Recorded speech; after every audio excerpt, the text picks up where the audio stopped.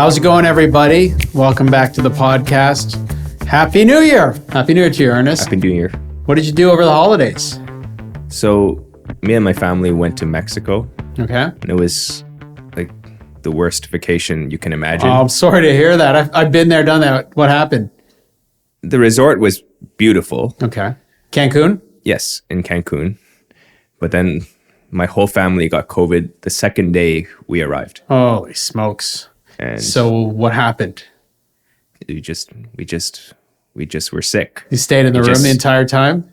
We dragged ourselves to the beach and just lie there for 7 hours, so wait for the day to be over. Yeah. Did the last time my family had COVID, my kids were over it in like a day, and I had it for like 4 or 5 days. Were your kids over it quickly? The kids faster than me, that's for sure.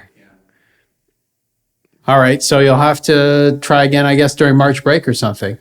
Yeah, well, maybe not Mexico again. All right, yeah. We'll see what happens. Well, if COVID doesn't get you, Montezuma will. Ernest, we were in Belize. I was telling people I was in Belize, and I was surprised. Like, a lot of people don't even know where Belize is. Yeah, I don't know where Belize is. Okay, it's part of the Yucatan Peninsula. It's right below Mexico. It's a 4.5 hour direct flight from Toronto. And Belize is famous for its jungle, its adventure stuff, a lot of Mayan ruins like Mexico. And the biggest Mayan ruin, Tikal, it's not in Belize, but it's in Guatemala. I wanted to go there, but I didn't want to put my kids on the bus for 5 hours. That was not fun. But we did a lot of adventure stuff. So we did rappelling, hiking, caving, got eaten alive by the mosquitoes. So now I need a vacation from the vacation because it was not a relaxing trip. But I guess you need a vacation from your vacation as well. Yeah. Sounds exciting. Yeah. Well, I'm generally a risk-free guy, and I was doing a lot of risky stuff on the vacation. So happy to go back to the risky stuff of the stock markets. I find that more calming than vacations. Certainly been quite I wouldn't say risky, but volatile start to the new year. Yeah. That's for sure. For sure. But you and I, we vacationed over the end of December. So the markets actually ran up quite nicely to the end of the year, of course. But I think the first 3-4 days of the New Year's has stunk. So one of the things I was thinking over the holiday is that a lot of the time, people often try to create these clever sounding reasons why the market is doing XYZ, right? Yeah. So they'll say like, oh, it was because of factor investing. That's why tech stocks sold off in the first 2 days of the seasonal year. Effects, the January effect, whatever that means. Right. I think the reason why most people say those things is because, first of all, like most market movements in the short term are totally random. Yeah. And it just sounds a lot smarter to say it was due to factor-based buying and selling instead of saying like, oh, the market just fell 4%. Yeah, the market's down in January because everybody was waiting to sell their stocks in the new year because they didn't want to take capital gains in 2023. I don't know. It's just, you can't, we've talked about it ad nauseum. You can't learn anything from 1 or 2 days or even 1 year in the stock market. It's meaningless. It really is. Yeah. And I actually think it's worse than meaningless to spend all your time trying to think about these things. And maybe this is relevant for 2024 as there's a lot of things going on in the world. You had a lot of time to think about markets while you were not enjoying your vacation. So like most notably, there's a U.S. election coming in 2024, right? No one can focus on that right now because we're more focused on, is the Fed going to start cutting rates? How much are they going to cut rates by? Wait a minute, maybe they'll raise rates because the employment is too strong. What happens if inflation goes back up? I mean, you can't even think about that election coming up. And I think you spend too much time thinking about these kinds of things. Like there's a lot of people, like academics, like on Twitter, they'll say, oh, historically, the stock market rose in election years, like maybe X out of Y times. I see that, yeah. I think if you pay too much attention to those things, it's really like the reason I say it's worse than meaningless is it distracts you from what's really important, right? Which is the fundamentals of the companies and what they're actually doing, right? that's why we don't really pay a lot of attention to those kinds of things here. So that's your resolution, a New Year's resolution as an investor, to continue to ignore that kind of nonsense and focus solely, laser focus on the fundamentals of our companies. Am I right? Exactly. Yeah. And even if you knew who was going to win the election, Yeah. right? Like, what does that mean? Like, what does that mean for the stock market?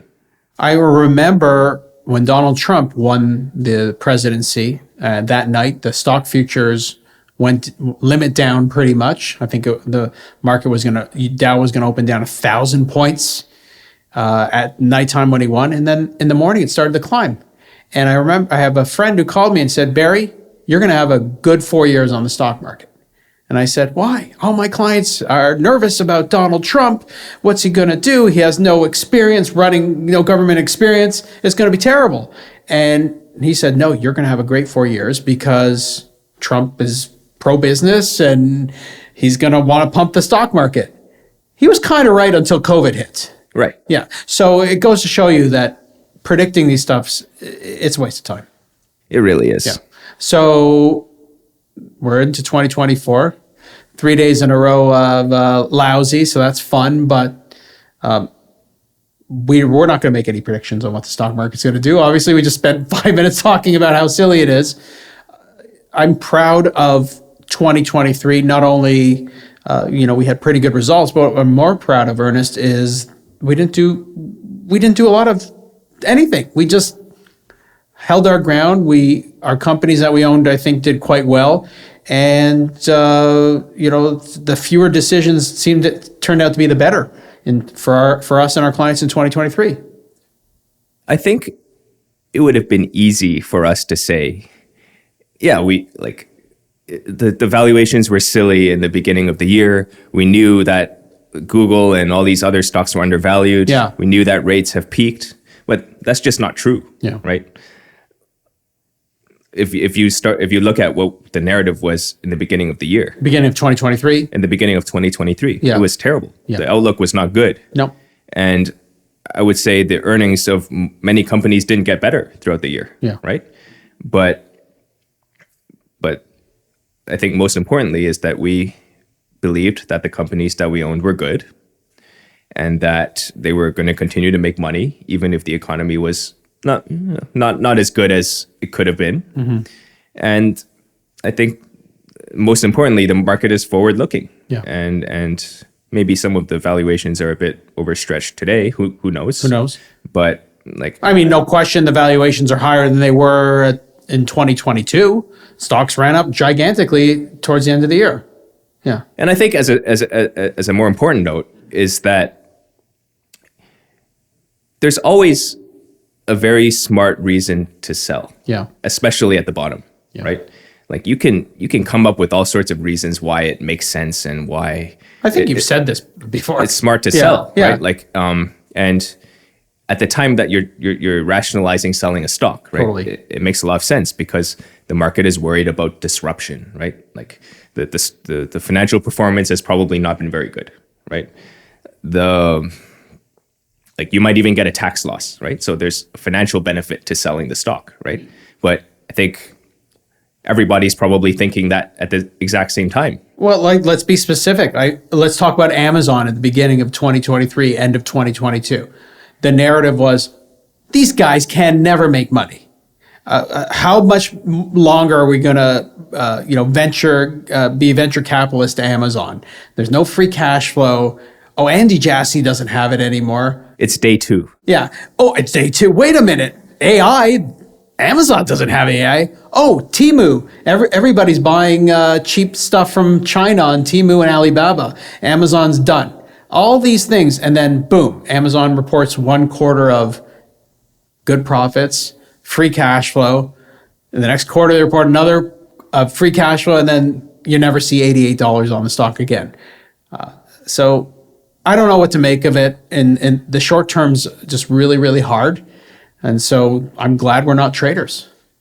And just by the nature of companies, like there's always going to be, and capitalism, Yeah. there's always going to be something to worry about, right? But I think what people miss often is that the companies themselves are working to to improve their business and try to fix the things that everybody's worried about. So, Ernest, I read a good research report from CIBC that I think I can't remember what the article the title of the article was, but it was something like, if Charlie Munger was Canadian, which companies would he buy? And the author said, well, he'd probably buy companies that have high returns on equity, companies that have consistent profitability, and then companies that he could probably buy at a reasonable valuation.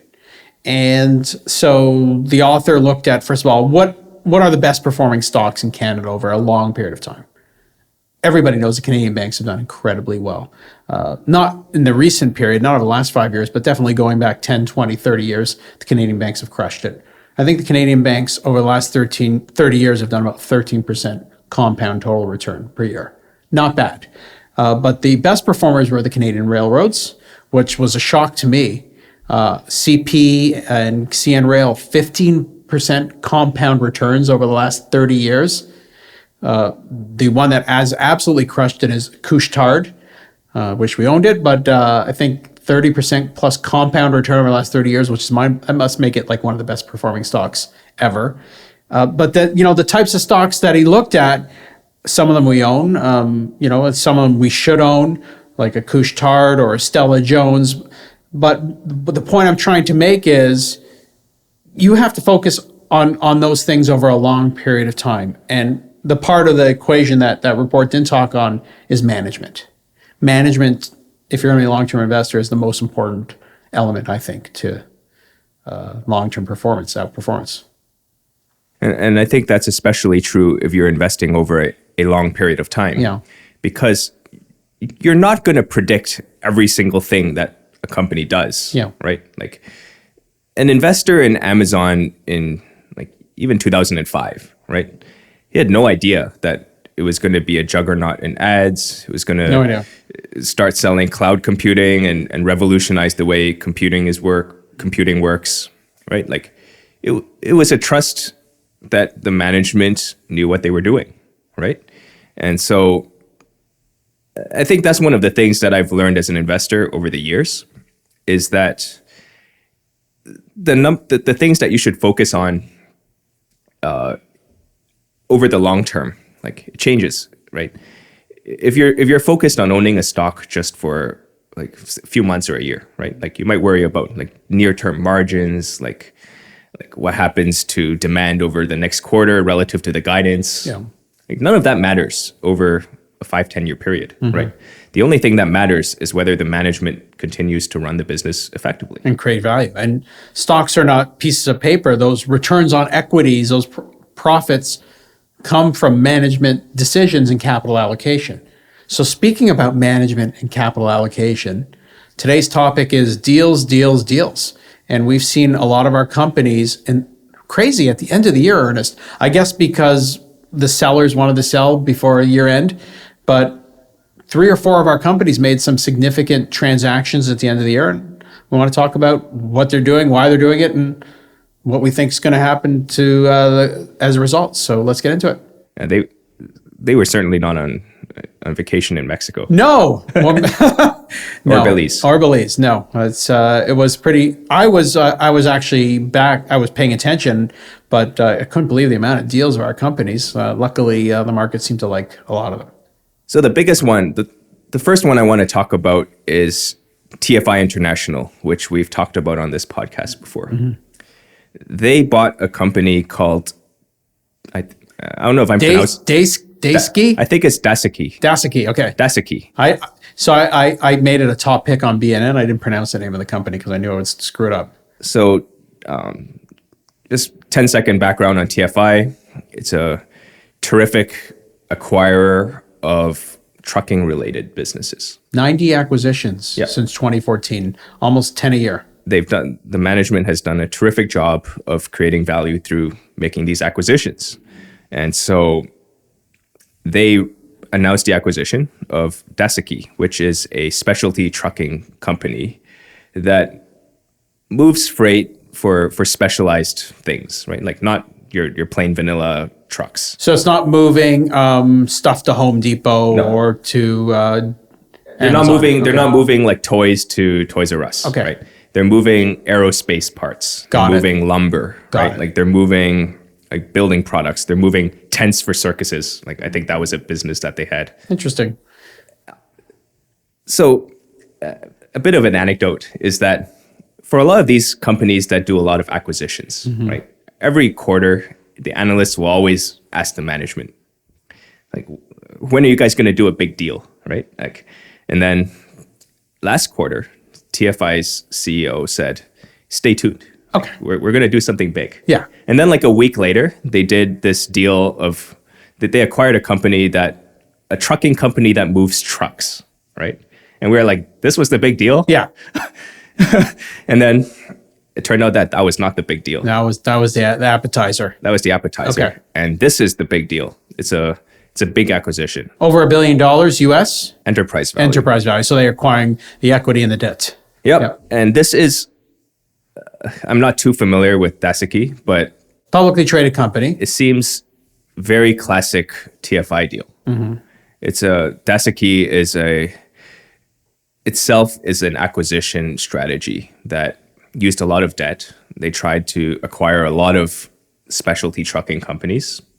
I think they probably overextended themselves a little bit in terms of using debt. And then, Stock price is down a lot. yeah.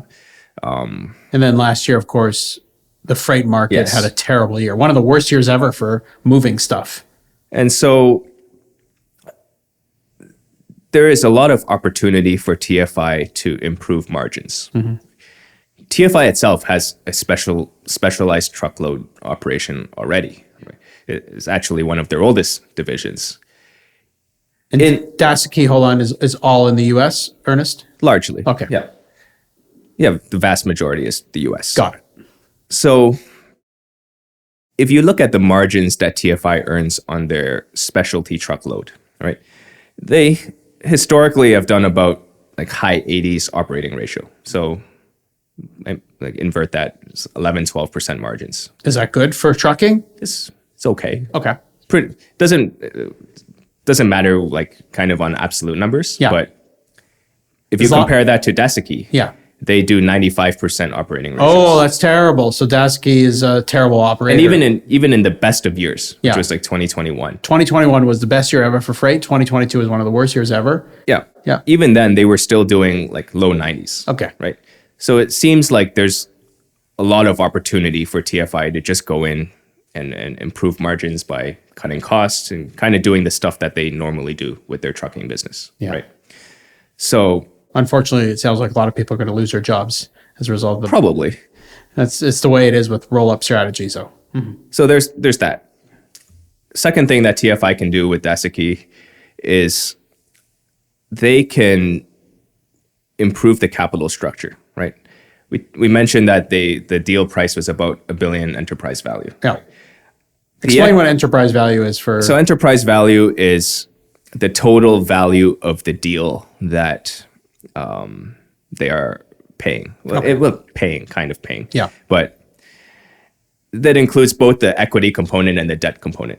So TFI is paying cash of much less than $1 billion because they're inheriting a lot of Daseke's debt. Got it. And this was very expensive debt. Like they were paying, I think, they were paying over 9% on their term loans. Yucky. So my expectation, and there were also some preferred shares Yeah. that they can get rid of, right? So my expectation is that they can have an opportunity to just refinance these loans. Because now it will be part of the parent company of TFI, which has a much better credit rating, Yes. which can raise debt at probably 5 or 6%. Exactly. So they'll refinance, as you mentioned, and that will lower interest costs, which will boost profits. Exactly. It's a win-win there. And then the multiple that TFI is paying for Daseke is very low. Like, I think they're paying currently about under 6 times the guidance for 2023 EBITDA, earnings before interest, taxes, and depreciation. Okay. But you have to keep in mind that 2023 is a bad year, Very bad. right? So if you add up all the things that they can do, like improving the margins, improving the capital structure, like refinancing the debt, and even without assuming that the freight market improves. Yeah. Like you can very easily get to a double-digit return for TFI on this deal. So even without freight market just going sideways, just from the capital structure, from cutting costs, it will be, we'll call it a triple or a home run. No, I think it's going to be a home run. And eventually the freight market will recover. Maybe things will worsen this year. Seems unlikely. Remember that 2021, 2022 was a year where everybody ordered everything. As supply chains finally came back online, things had to get moved around. And then 2023, no one needed to order anything. So the shipping thing slowed. And now you've got probably a pickup and stuff again because things got used up, broken, what have you, right? People have to replace. Yes. Businesses have to replace their inventories. No, I think the cherry on the top is that I think TFI made a small comment at the bottom of their acquisition that they're going to spend 2024 fixing this thing up because it's a mess. Yeah. Right. In 2025, they are going to explore a separation of their specialty truckload business. Right. So if you think about what TFI is today, they have the package and courier business, which is largely in Canada. They have the less than truckload business, which we've talked about before, and that's the business that they bought from UPS. They have the logistics business, which is just freight brokerage and it's an asset-light business. And then they have specialty truckload and Canadian conventional truckload. Remember, they exited the most competitive part of the business, which is U.S. conventional truckload in 2022. That was a good I think move. it was was it 22 or 21? Whenever they did it, they did it right before the market fell to you know what. So great timing Yeah. on that. So I think that the reason that they're exploring this separation is because now TFI has two distinct types of businesses. They have the network effect businesses, which include less than truckload, right? It's based on how many packages you can deliver, right? It's not based on, these are scale businesses. The bigger they are, the better that they get, right? And is more capital light, more free cash flow generative. So that includes the package and courier business, that includes the less than truckload business, that includes the logistics, right? So they're going to group this in one company. And then they have the truckload business, which includes Daseke, the existing specialty truckload business, and the Canadian conventional truckload. And they're going to put that in a new company, right? And the reason that this makes sense is because the capital, well, first of all, like it shows what they have, right? Like, because it's not a conglomerate anymore. But then more importantly is that they have very different investment profiles, right? You have one business that's capital intensive, more capital intensive, a little bit lower return on investment, but with a lot of self-help opportunities. And it's valued kind of accordingly, right? And you're separating I don't want to call it good stuff. Yeah. You're separating the nice stuff, right? And kind of highlighting that to the market because for the longest time, TFI has traded at a large discount to Old Dominion Freight Line. What's the other one? Saya? Yeah. And these kinds of companies. Yeah. So I think two larger U.S. companies that trade at extremely rich multiples. Yes. And if TFI can prove to the market that it can run those businesses just as well, maybe it deserves almost a richer valuation for that part of the business. Right. Yeah. And so there's that to look forward to Sounds in 2025. Sounds so. And of course, so TFI is going to spend 2024 fixing up Daseke, but a year from now, the balance sheet should be ready to go for many more deals. And I think they mentioned that they're still going to do some tuck-in acquisitions if need be. And there is still opportunity to improve margins at the UPS Freight. Sure, because they acquired UPS Freight as things were improving. The bottom fell out in 2023. As things recover, they still have to work on improving operations there. So lots of irons in the fire for TFI. The stock is picked up in advance of the improvement in the freight market. The stock did well in 2023, even though the earnings fell a lot. But if they can put some of these pucks in the net, the stock could be reasonable value. I think so. Cool. And who else did a deal? So TMX Group did an acquisition of a company called VettaFi. VettaFi? VettaFi? VettaFi. Well, VettaFi. Yeah. Okay. I don't know if we've talked about TMX on this podcast. I don't think so. But okay, so TMX Group is the operator of the TSX stock exchange, and it's publicly listed in Canada. We've owned shares for quite a while. So I think since about 2014 or 15, so at least a good 9-10 years. It's done pretty well over Yeah, time. and Ernest, I don't think TMX stock, ticker X on Toronto, has had a negative total return year since 2008. It's crazy. It's crazy. Like, I think the stock is, I'll have to verify that, but I tweeted about it, that the stock has just done well. And there's been some crazy and bad years since 2009.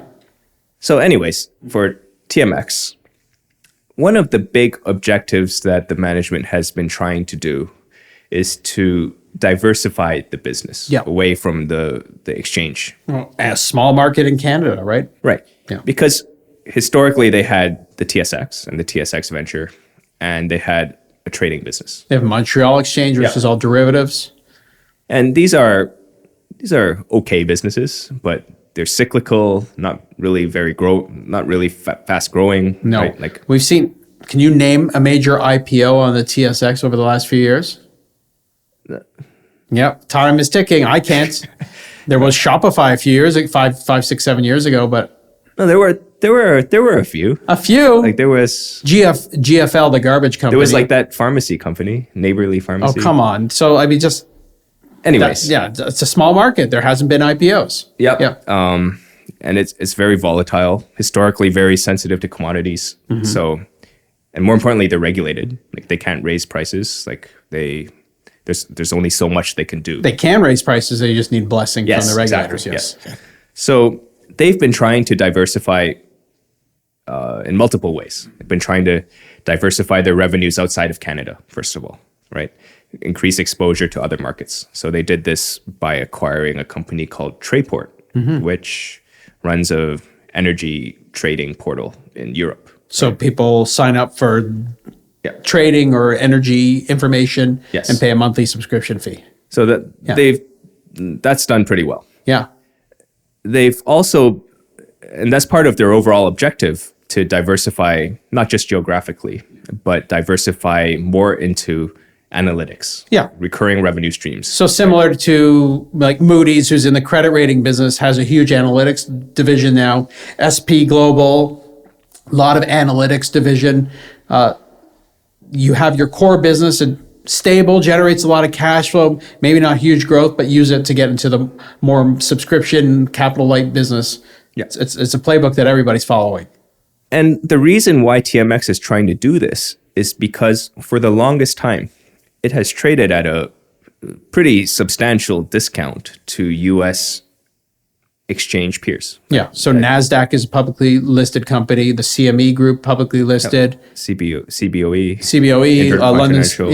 London Stock Exchange. So it's always traded at a discount to those exchanges. Yes. Okay. And that's partly because they had a smaller recurring revenue component. Got it.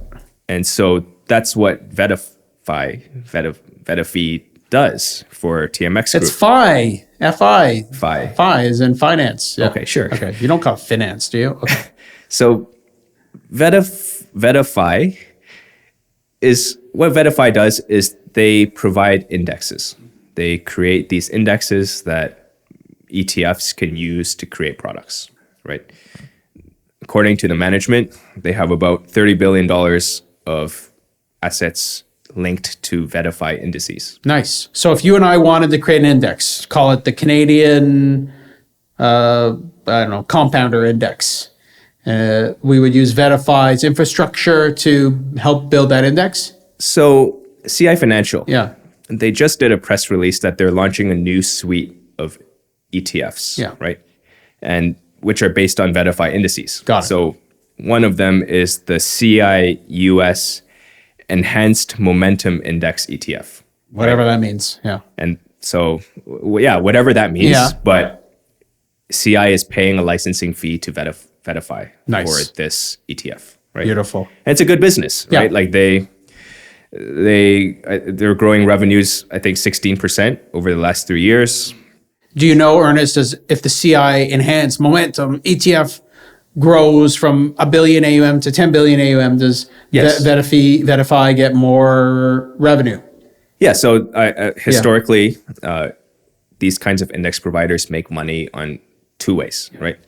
They sell the license for the index to the ETF. So, and that's as a percentage of the assets that are in the ETF. Got it. Right. And then they also earn a licensing fee for benchmarking purposes. Sounds good to me. That sounds like a great business. And so 80% of revenues are recurring. So it's a recurring revenue business. Like, ETFs don't usually delist too often. No, I mean, there's a lot of them. Yeah. Probably 10, well, I'm not saying 10 times the amount of ETFs that there are stocks, but certainly more ETFs than stocks out there. And according to the management, VettaFi earns 60% EBITDA margins, which is unbelievable. I think TMX itself has pretty good margins on its own business, so it's very complementary. So the main goal, again, for the acquisition is that it diversifies the business, right? Allows them to enter into the ETF space, which they don't really have a big presence in. Diversifies outside of Canada, because a lot of these indices are not based on Canadian indices, right? And I think lastly, maybe this is a kind of a side motivation, is that there's a lot of cross-selling opportunities, right? Now they have these indices and they can say, hey, look, why don't you come list on the TSX? Beautiful. So you put all those things together, seems like it's going to be a good deal. All right, we're running out of time. So is there one more deal you want to talk about? Yeah, I think just a bit of a last comment. Okay. On it's that Waste Connections, which is a garbage collection company. They bought a portfolio of assets from Secure Energy Services, right? Secure Energy Services provides like energy services, as the name suggests, and they securely, and they are selling a portfolio of energy waste disposal facilities to Waste Connections. Energy disposal. So what happens is, so the way this works is, if you're a oil and gas driller, you're drilling for oil, you create all this waste. Yeah, there's a lot of schmutz left over. Then Waste Connections will handle it, right? Like they'll take your waste from it, they'll treat it, make sure it's safely stored. And you have to pay storage fees for life. Yes. Yeah. That also sounds like a good business to me. It's another good business. $300 million of revenue, 45% margins, give or take. Yeah. And I think most importantly is that Waste Connections is getting a good deal from this, because the Canadian Competition Bureau is ordering Secure Energy Services to divest these assets. Gotcha. Because of competition reasons. So they're paying about 8 times EBITDA, significant discount versus the entire garbage collection industry. Most companies trade at much higher multiples, including Waste Connections. And I think good timing too, because most people expect that with the completion of projects like LNG Canada in 2025, energy production is going to increase, which means more energy waste. So I noticed, Ernest, that all 3 deals are being done with cash. Yes. So as a shareholder, we love that. We don't want to be diluted. I don't want my interest in Waste Connections or TFI to be diluted unless that deal really makes sense.